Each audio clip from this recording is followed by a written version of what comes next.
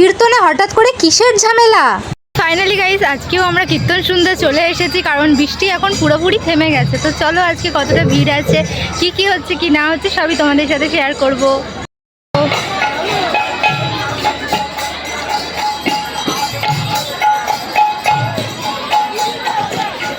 মিনু কোথায় গেল মা?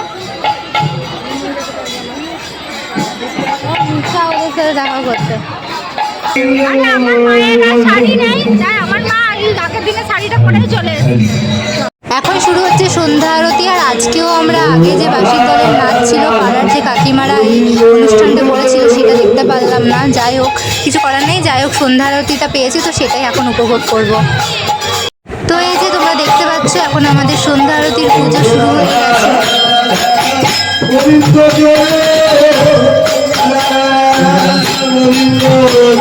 এই যে আমার একটা ভাই, ও করতাল বাজানো শিখেছে। আমাদের এখানে কীর্তনে ও করতাল বাজাচ্ছিল, খুব সুন্দরই বাজাচ্ছিল। একটা সুন্দর জিনিস শিখেছে, আমাদের রাধা মাধবের সেবার কাজে লাগছে, সেটা দেখে অনেক ভালো লাগলো। যাই হোক, ও ভালো করে বাজাক। তো চলো এবার আমরা আরতিতে মনোনিবেশ করি। এই যে এখন আমাদের পঞ্চপ্রদীপ নিয়ে আরতি শুরু হয়ে গেছে। এবার আরও অনেক জিনিস আছে যেগুলো দিয়ে আরতি করা হবে আমাদের রাধা মাধবকে। তো চলো সেই কীর্তনটা একটু আস্তে আস্তে শুনে নিই।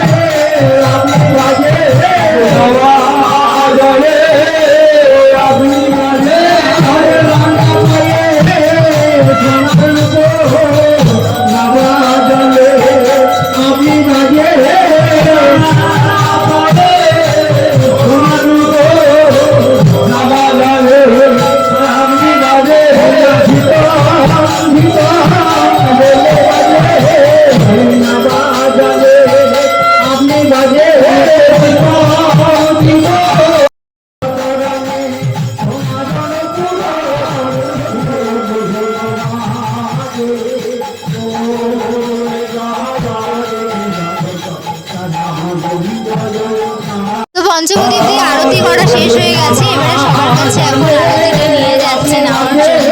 ওদিকে আগে নিয়েছিল, এখন এদিকে নিয়ে আসবে, তারপরে তখন আমিও নিয়ে নেব। পঞ্চপ্রদীপ দিয়ে আরতি করা হয়ে গেছে, তাই এখন জলশঙ্খ দিয়ে আরতি করা হচ্ছে। এই যে আমাদের জলশঙ্খ দিয়ে আরতি শেষ হয়ে গেছে, তারপরে এখন শাড়ি কাপড় দিয়ে আরতি করা হচ্ছে।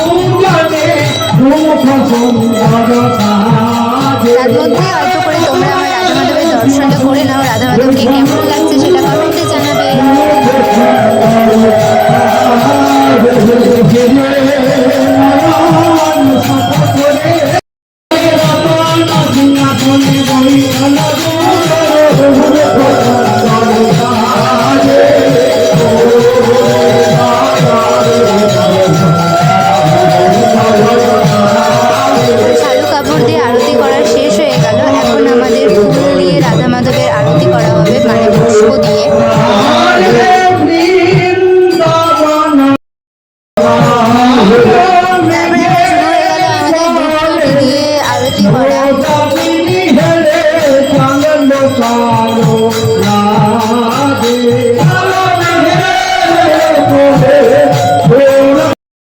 ধূপকাঠি দিয়ে আরতি করার পরে এখন আমাদের চামর দিয়ে আরতি করা হচ্ছে।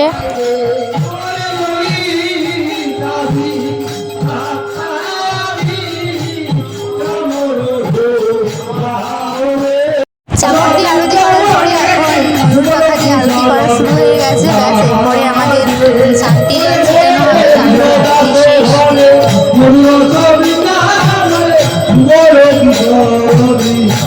আরতি শেষে এখন আমাদের সবাইকে শান্তি জল দিয়ে দিয়েছে। শান্তি জল আমার ফোনের উপরে একটু পড়েছিল, আমার ফোনটা যা গরম হয়ে যায় যে শান্তি জলের দরকার, ভগবানকে দর্শন করো। তারপরে এই যে আমাদের এখানে মঙ্গল প্রদীপ জ্বালানো হয়েছিল, তারপরে এখন এখানে সবাইকে প্রসাদ দেওয়া